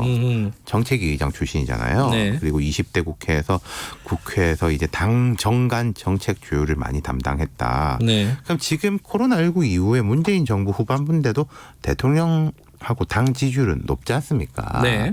그러면은 여기에 플러스 알파가 될 수 있는 최근에 보면은 그 재난지원금 가지고도 당 정간에 좀 갈등이 있었잖아요. 있었죠. 그런 부분에서는 김태년 의원이 조금 강점이 있을 수 있겠다 이렇게 본 것 같고 그 다음에 이제 정성호 의원이 9표밖에 안 나왔는데 그럼 이거는 이렇게 봐야 될 거예요. 비주류 표가 정성호 의원한테도 다 안 갔다. 사표 심리 같은 게 있을 수 있었겠죠. 그렇죠. 그럼 나머지 비주류 표가 전해철 의원보다는 김태년 의원 쪽이 갔을 거다.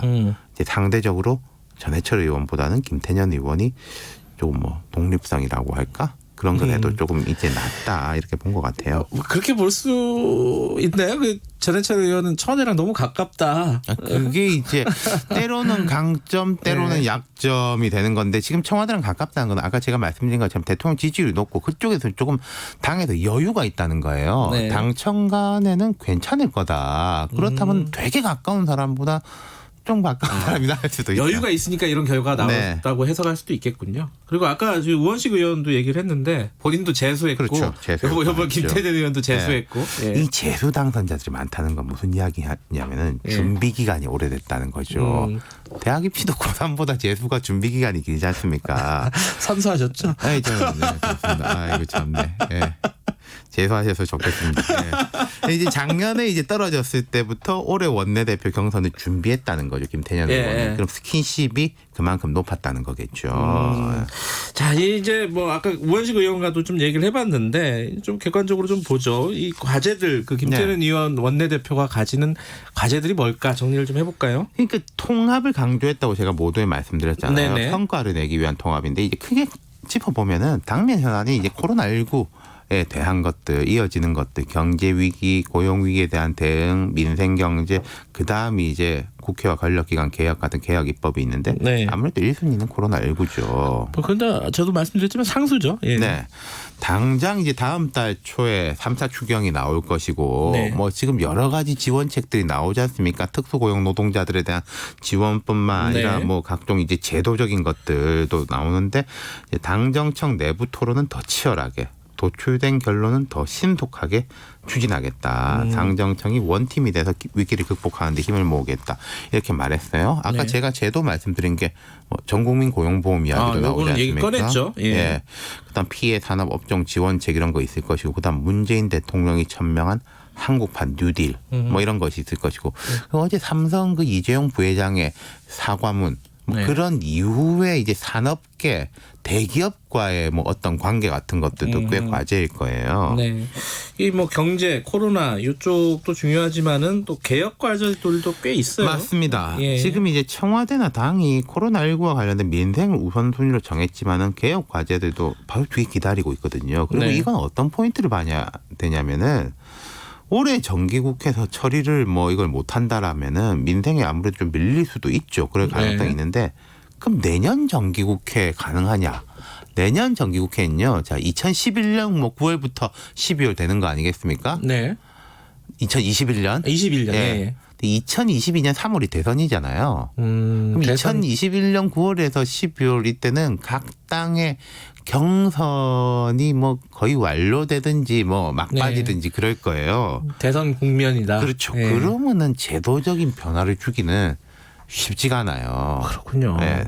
차기 대선 주자 중심으로 돌아갈 거니까. 뭘 하려면은 말씀하신 건 지금 해야 된다. 그렇죠. 이번 국회에서. 그러니까 아까 나왔던 뭐 법사위에 대한 뭐 이런 개정 이야기, 상시국회 도입 같은 거, 그 다음에 사법개혁 관련해 가지고는 경찰 쪽에 대한 게 진도가 별로 못 나가 있거든요. 자치경찰제, 뭐 그다음 대공수사권 폐지, 그리고 또 국정원법 개정. 그러니까 사실은 검찰개혁에 관심이 쏠려 있지만은 검찰개혁보다 더 진도를 못 나간 게 경찰하고 국정원 쪽이에요. 이런 부분들이 기다리고 있는 거죠. 뭐 7월에 공수처 출범을 맞습니다. 하려고 한다는데 이게 또 쉽지 않죠. 그렇죠. 지금 법이 통과됐고 공수처 추진단도 있는데 이건 뭐니 해도 처장을 누구로 할 것이냐. 요게 내관 아니에요, 사실. 네, 그렇죠. 이게 약간 좀 중립적인 이미지로 갈 것이냐, 좀 강한 개혁적인 이미지로 갈 것이냐. 이거는 이제 여야 간의 줄다리기도 있지만 여권 내부에서의 약간 이제 컨셉에 대한 뭐 확인이 있을 것이고, 그럼 원내대표는 당의 뜻을 모아가지고 이게 전달하는 거겠죠. 아마 이게 야당에서 어떤 부분에 대해서 그 처장에 대해서 반대하기 시작하면은 이게 쉽게 진도가 안 나갈 가능성이 높습니다, 그죠? 네. 예.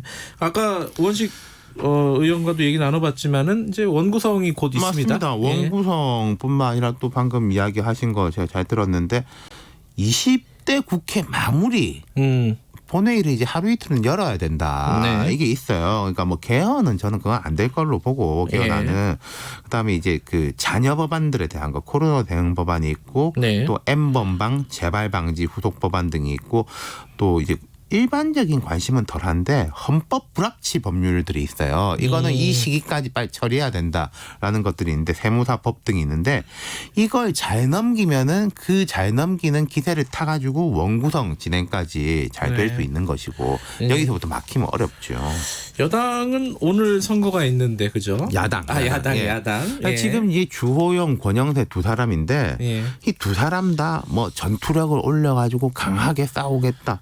이런 분위기는 아니에요. 다 소통을 얘기를 하더라고요. 그렇죠. 기본적으로 이번에 뭐 민심이 확인됐고 지금 통합당 분위기가 전반적으로 지금보다 중도 쪽으로 가야 된다라는 거니까 또 김태년 뭐 새 원내대표 입장에서 그게 이제 다행이라면 다행인 지점. 또 코로나19라는 게 여야의 협력을 강제하는 게 분명히 있지 않습니까? 그렇죠. 그런 게 있는데 하지만 야당 입장에서는 우리는 좀 안 그래도 밀리는데 숫자가 작다고 해서 너무 밀리면 안 된다. 그런 것도 분명히 있을 거라는 거예요.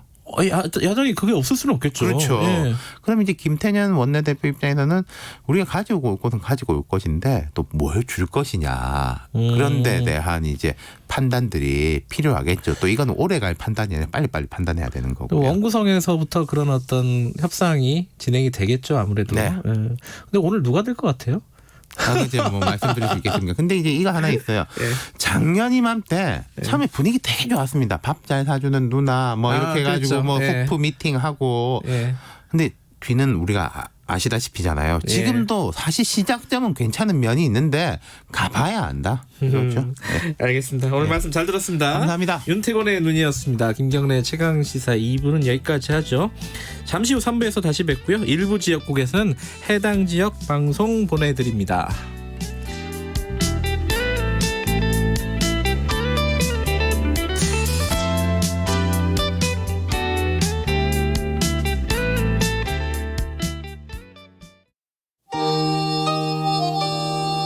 시사에도 의리가 있다. 강호의 의리가 땅에 떨어졌다.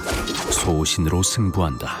월요일부터 금요일까지 평일 낮 12시 20분 대한민국 유일의 점심시사 토크쇼 시사계의 주윤발 오태훈의 시사본부. 점심까지만 기다린다.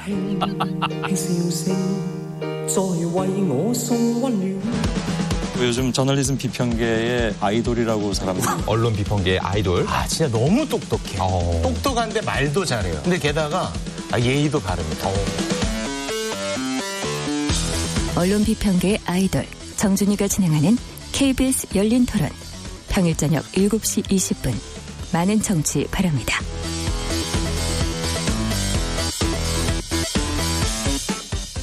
지금 시각은 8시 30분입니다. KBS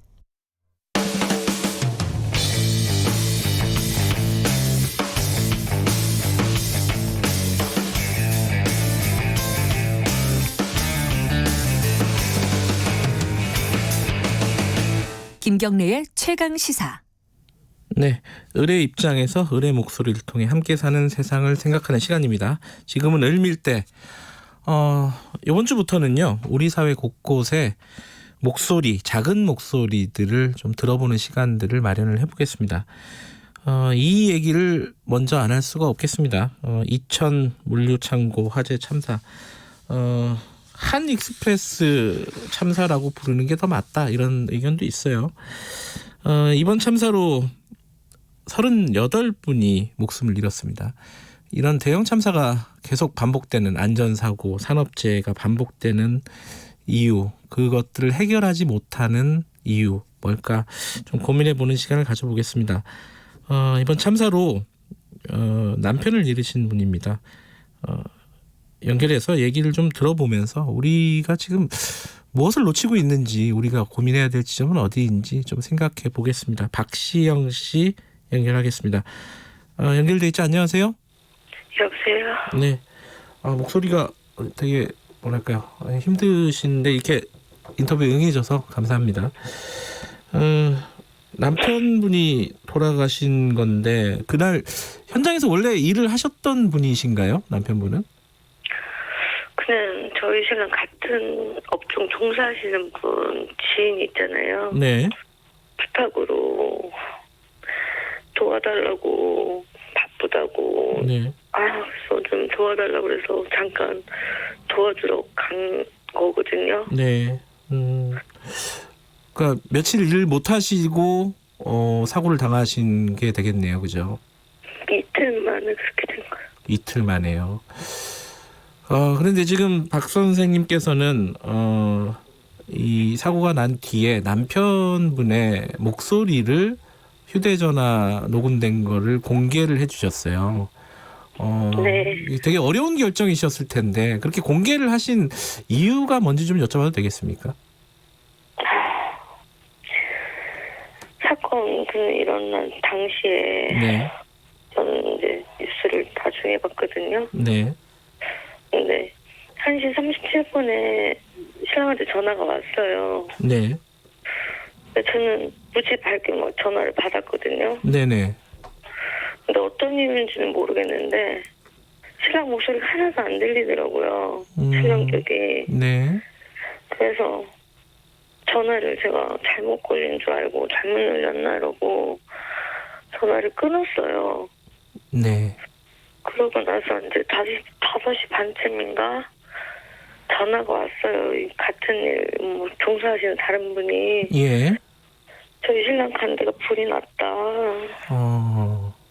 그런 소식 접하고 제가 그때부터 뉴스 보고 그랬는데 안 되겠더라고요. 그래서 제가 지금 그래서 현장으로 막 갔거든요. 네. 집에서 뉴스는 보고 있을 수가 없어가지고. 네. 그런데 그럼 5월 2일 저희 신랑 유품이 휴대폰으로 왔어요. 네. 근데 저희는 이제 자동 음성 이런 기능 있잖아요. 네. 녹음하는 거. 자동으로 녹음되는 기능이요. 예. 네, 그게 저도 돼 있고 저희 신랑도 돼 있어요. 네. 그래서 그냥 처음에 제가 이제 잘못 걸린 줄 알고 안 들렸으니까 네. 이 사람 내 목소리는 그냥 그 사고 나고 전화했는데 목소리도 붙었고 그렇게 됐다는 생각이 되게 힘들었거든요. 네.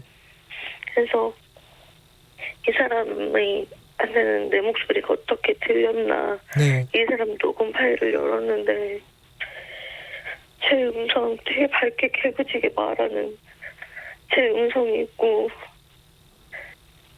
진짜 죽어가면서 막 힘들어하는 저희 신랑 목소리가 있었어요. 네. 근데 그 음성에는 어떤 뭐 사이렌이라든가 비상 경고음이라든가 이런 것들이 전혀 들리지 않는 상황이었다면서요? 네, 전혀 들을 수가 없었어요. 그거를 언론에 공개를 해주신 이유가 있을 것 같습니다. 저희 신랑이 이게 뉴스 보니까 30분에 불이 났는데 네. 37분에 전화가 와서 짧지만 네. 손도 제대로 못 씻으면서 안 되겠다라고 하거든요. 네. 그럼 우리 신랑 풀라고 이랬는데 7분 동안 뭐 했을까요? 나가려고 하지 않았을까요? 그랬죠. 그랬겠죠. 네. 그러니까 그거 안 되겠으니까 나가려고 노력하다 나갈 수가 없으니까 네. 안 되겠다고 저한테 전화를 한 것 같아요. 마지막으로. 전혀 주위에 도움을 받을 수 없는, 그러니까 예를 들어서 화재 경보음도 없었고 뭐 대피 유도등도 나중에 보니까 조사해 보니까 없었다고 하고요. 그런 상황에서 전화를 하신 거군요. 예. 저희 28일 날 네. 자꾸 당일날 예. 전날 같이 가셨던 분이 있어요. 하루. 네네. 그분한테 들어서 안전약 못 받고 소화기도 거의 못 받고 그분은 29일 안 가서 화를 피하시긴 했는데 네. 이렇게 창고 가니까 이게 냉동창고 창도 없잖아요. 네네. 뭔가 층고도 막 이렇게 되게 높고 이러잖아요. 네. 그럼 이게 유도라인 뭐 이런 거 반짝반짝하게 하는 것도 있고 막 그럴 거 아니에요. 네. 좋으니까 그런 것도 없었다고 하더라고요. 네.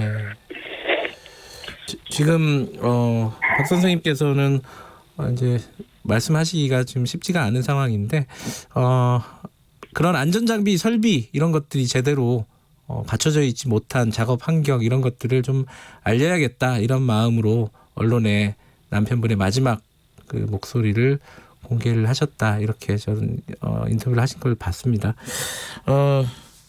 최근에 지금 그 합동분향소에 남편분도 이제 모셔진 거겠죠, 그죠? 네. 예, 거기에 이낙연 전 총리가 잠깐 왔었습니다. 와가지고 좀 논란이 됐었어요, 여러 가지로. 이 부분은 좀 어떻게 보셨습니까? 그 총리님이 예. 오신다는 얘기가 아마 저는 못 들었거든요. 네.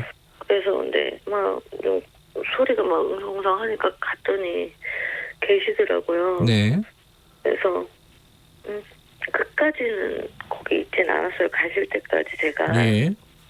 근데 제 생각에는 유가족 조문을 오신 것 같아요. 네. 네. 제가 막 법 요즘에 특별법 막 이렇게 막 잘 모르는데 그런 거 있어야 되지 않겠냐. 네. 하소연을 막 했어요. 네. 저도 그렇고 다른 유가족분들도 그렇겠죠. 네. 안전에 대해서 막 자꾸 나오고 막 열악했다 뭐 그런 얘기가 되게 많잖아요. 네. 그러니까 그 간절함 이런 사고가 되풀이돼서 안 된다는 네. 간절함 그런 거 전하고 싶은 마음이 네. 앞서 뭐 이게 진정이 막 하려고 해도 되는 문제가 아니잖아요, 솔직히. 네. 막 말과 이런 게 좀 안 좋게 표현되지 않았나 싶어요. 간절함을 전하려고 이 유가족 슬픔, 아픔을 같이 공감해 주시고 그런 바람으로 네. 한 건데 좀 격하게 표현이 된 것 같아요. 그런 어떤 간절함을 전달하다가 보니까 좀 격해진 측면이 있었다 이런 말씀이시네요. 네. 네. 시공사 대표가 유족들 앞에서 무릎을 꿇고 우는 장면이 있었습니다. 그걸 보시면서는 어떤 생각이 드셨습니까? 그때는 제가 저쪽에 있어가지고 네. 모가체육관 거기죠. 저 뉴스만 봤거든요. 얘기만 네. 듣고 저는. 네. 지금 죄송한 거, 저 입장에선 죄송한 거 뭐 그런 말 하는데 네. 이게 지금 죄송하다가 아니라 뭐 수사에 뭐 수사하고 막 어떻게 뭐 경찰이 뭐 그거 조사는 뭐 제가 뭐 조사하는 사람도 아니고 잘 모르는데 죄송할 일을 만들지 않으려고 노력하면서 살아야 되잖아요. 네. 근데 이런 분류에 똑같은 사고가 났잖아요. 네. 근데 죄송하다고 그 말을 듣기 위해서 사람들이 거기에 모이진 않았을 거란 말이죠. 죄송하다는 말 그 자체로는 의미가 없다라는 말씀이시네요. 그리고 이거는 저는 모르겠어요. 정치적으로만 이렇게 이제 오셨는데 저희가 뭐 호소를 한 거잖아요. 네. 그 다음에 제가 웬만한 이제 관련 뉴스를 보면 제가 이제 인터뷰한 거 이런 거를 제 건 안 보거든요. 네네. 왜냐면 오보도 있을 거고, 네. 악플도 있을 거고. 네. 그래서 제 건 안 보는데 이게 정치적으로만 논쟁거리로만. 그 이낙연 전 총리 말씀하시는 거죠 지금? 예. 예. 그러면 진짜 안 될 것 같은 그런 생각이 들거든요. 이거는 물론 법을 만들고만 하실 때 정치적 문제로도 뭐 가시고 뭐 그런 거겠지만 네. 이건 그냥 정말 사회적인 참사잖아요, 이게. 네. 그러니까 정치적으로 논쟁거리로 만드는 건 안 된다 이런 말씀이시네요. 이게 법이 제가 법이 저 솔직히 이런 거 잘 모르거든요. 네. 근데 법 제도 진짜 이런 것도 별로 관심이 없었고 이런 하재 이제 제가 이런 상황을 겪으니까 궁금하더라고요. 의문도 생기고 이런 노동자들을 이렇게 하는 사람이 없나, 하는 법은 없나, 보호해주는 게 없나 그러면서 의문 생기면서 제가 뉴스를 그런 관련 뉴스를 찾아보다가 2008년도에도 그런 얘기 듣기도 했고 그래서 뉴스만 찾아보니까 고 노회찬 의원님이 만들려고 했던 법안을 봤어요. 근데 제가 읽어본 제 이해력으로는 그 법안이 어려운 말 잘 몰라서 그냥 할게요. 집을 질 때 집주인, 집 짓는 사람, 안전관리하는 사람, 그 사람들에게 다 책임을 갖게 하고 처벌도 진짜 강화하는 법, 진짜 노동자들 보호하는 법이라고 저는 느꼈거든요. 근데 그런 게 안 됐잖아요. 안 된 거잖아요. 그게 하려면 어렵고 저는 그런 제도는 잘 몰라요. 근데 그런 걸 저는 그런 거 호소하고 싶었거든요. 2008년도에 그런 일이 있었는데 지금 4월 29일 또 이렇게 된 거잖아요, 정말. 아까 말씀하신 게 이제 중대재해범죄기업처벌법 고 노회찬 의원이 발의한 이런 법이라도 마련이 됐으면은 통과가 됐으면은 상황이 좀 달라지지 않았겠느냐 이런 말씀이신 것 같고 그런 법을 빨리 좀 처리를 해달라 이렇게 호소를 하신 것 같습니다. 지금 유족들께서 가장 바라시는 부분들 이 사건을 어떻게 이 참사를 어떻게 조사하고 해결하고 앞으로 어떤 후속 조치를 마련해 할 것인지 가장 바라시는 부분이 있으면 좀 한 말씀 듣고 마무리하죠. 다른 유족을 저도 강화서 어떻게 제 생각은요. 제가 바라는 거는요. 첫 번째도 아니고 2008년에도 있었고 그냥 두 번째 똑같이 됐잖아요. 이런 참사가 일어났잖아요. 이게 개선이 안 되고 바뀌지 않는다면 앞으로 세 번째, 네 번째 반복적인 이런 참사가 생길 것 같단 말이죠. 그런 참사 저 또 보고 싶지도 듣고 싶지도 않거든요. 저도 이런 법 제도 아까 모른다고 했잖아요. 관심도 없고 어렵고 그랬던 사람 중인데 이번 참사를 겪으면서 저도 그랬던 사람으로서 무관심이었잖아요. 네. 그런 사람이 많아가지고 더 법이 그게 되지 않았지 않았나. 네. 이런 그런 국민들이 많아야 되지 않겠나. 네. 그래서 다른 국민들도 저처럼 무관심이었을 수도 있겠지만 앞으로 더 관심을 가졌으면 네. 좋겠다는 그런 부탁을 드리고 싶어요. 알겠습니다. 오늘 이렇게 좀 어려운 인터뷰인데요, 사실 이렇게 응해주셔서 감사드립니다. 많은 사람들이 이번 사건을 어떻게 바라봐야 될지 생각해 볼 수 있는 시간이 됐을 것 같습니다. 오늘 감사합니다. 네. 네, 지금까지 이천 화재 참사 유가족이었습니다. 박시영 씨였고요. 문자가 오네요. 콩으로 형랑님이 얼마나 많은 사람들이 희생되어야지 제도가 고쳐지는지 안타깝다. 유튜브에서 김사연님도 자연재해도 미리 예방하고 준비하면 피할 수 있는데 이제는 왜 미리 막을 수가 없는가. 안타까운 마음을 이루 말할 수 없다. 이런 말씀 보내주셨습니다. 시공사 대표가 무릎 꿇은 그 장면을 많이 생각하실 것 같습니다. 12년 전 2008년에도 똑같이 무릎 꿇었었습니다. 좀 더 관심을 가져야 될 것 같습니다. 자, 지금 시각은 8시 46분 향해 가고 있습니다. 오늘도 쉽지 않은 출근길입니다. 서울 외곽고속도로는 판교에서 일산 방향으로 시흥에서 송내까지 7km 구간에서 사고 여파 받고 있고요. 더 가서도 노지 분기점에서 김포요금소, 김포에서 자유로 쪽으로 막히고 있습니다. 서울 시내는 강변북로 구리 방향으로 자유로 행주대교부터 밀려서 반포대교까지 구간 정체고요.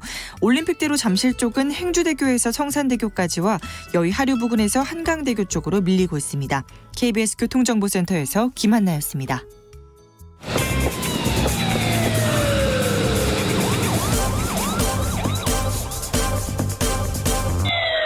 김경래의 최강시사.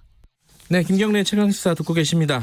저희 코로나19 관련해가지고 지금 미국이 상황이 지금 계속 개선되지 않고 있습니다. 계속 악화되고 있는 상황인데 이 와중에 미국 트럼프 대통령은 계속 중국 책임론을 얘기를 하고 있습니다. 이게 대선 국면이기 때문에 더 그러는 것 같기도 하고 이게 앞으로 미중 무역 갈등이 다시 심화되는 거 아니냐 이런 걱정이 있습니다. 이건 우리 걱정일 수도 있는 거죠. 우리한테 당장 영향을 주기 때문에요. 자, 이 부분 이제 얘기 좀 나눠볼게요. 민정훈 국립외교원 미주연구부 교수님 나와 계십니다. 안녕하세요. 예, 안녕하십니까.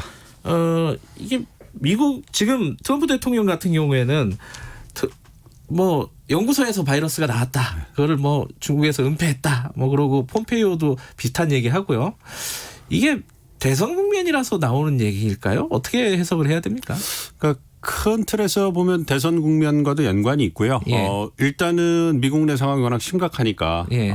이제 초기에는 중국에서 발병하고 이제 주변국으로 퍼지면서 사실 미국은 좀 여유가 있었는데 예. 초기 대응에 대해서 트럼프 대통령이나 트럼프 행정부가 제대로 대응을 못했다라는 논란도 있었고요. 네. 그리고 이제 어쨌든 간에 미국이 코로나19로 인해서 가장 피해를 많이 받은 그 국가라는 오명을 쓰고 있기 때문에 그러한 국내적 비판에 대해서 누군가는 책임을 져야 될 거고 그래서 트럼프 대통령은 그것을 이제 중국의 책임을 전가하는 그런 모습이기 때문에 네. 계속 이제 공세의 수위를 높이고 있고요.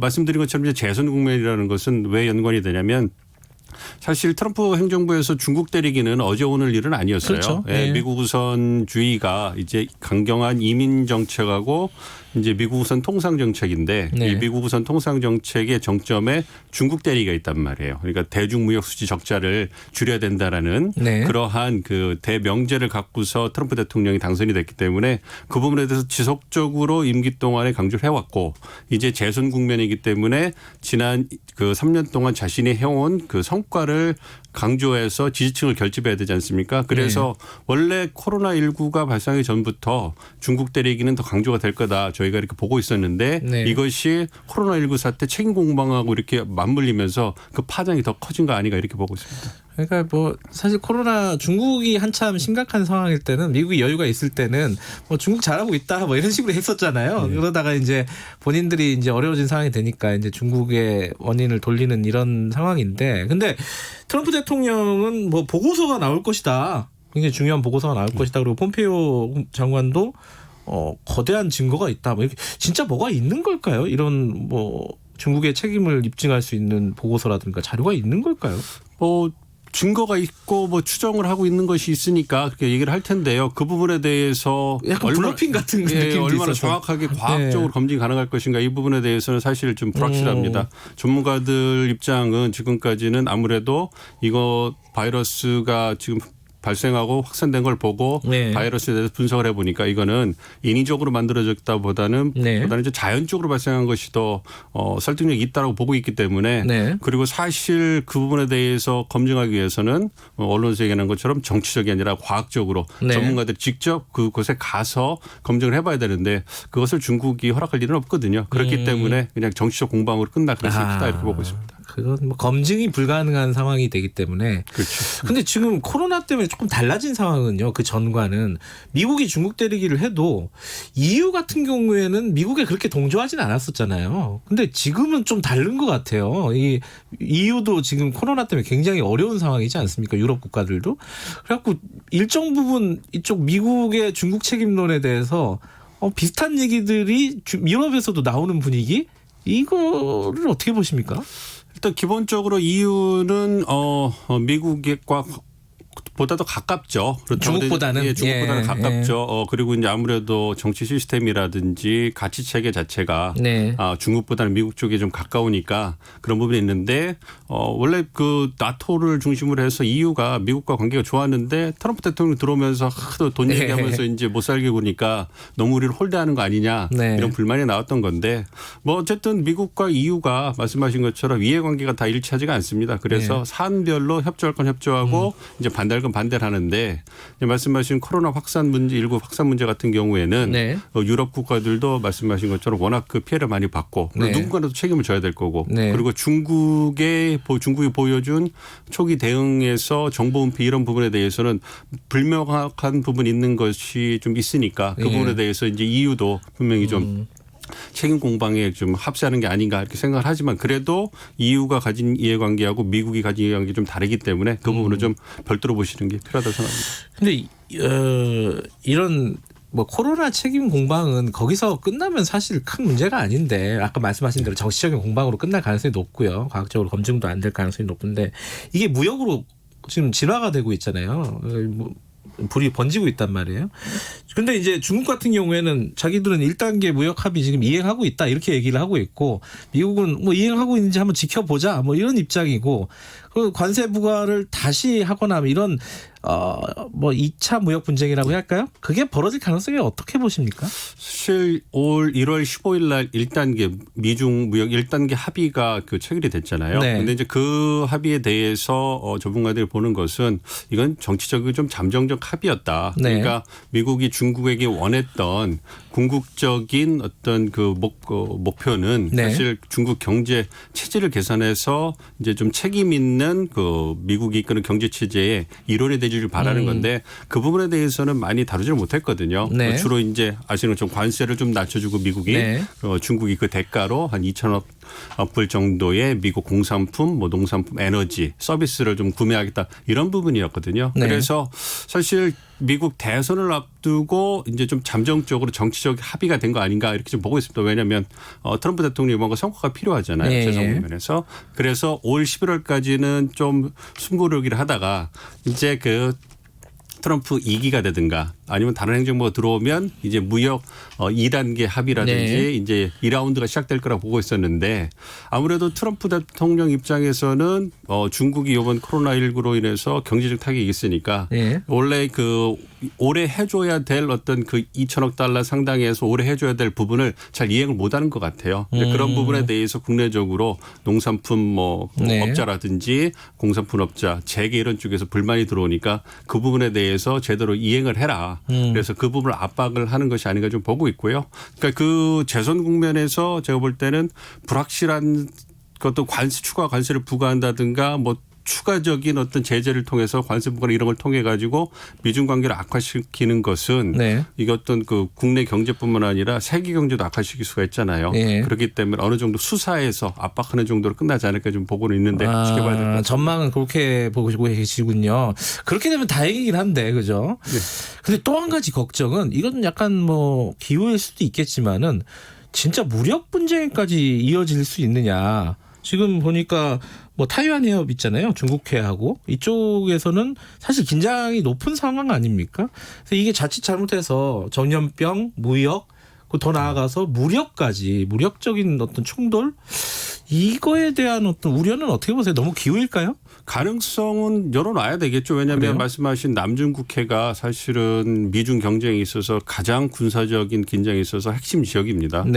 미국이 내세우는 인도태평양 전략이라든지 그다음에 그 중국이 영내에서의 리더십을 유지하기 위해서 사실 중국이 만약에 미국의 인도태평양 전략에 의해서 이제 인도, 호주, 일본, 미국 하면 이 다이아몬드형이 그어지면 중국은 이 태평양 지역으로 나올 그 해상로가 완전히 봉쇄가 되는 그런 형국이거든요.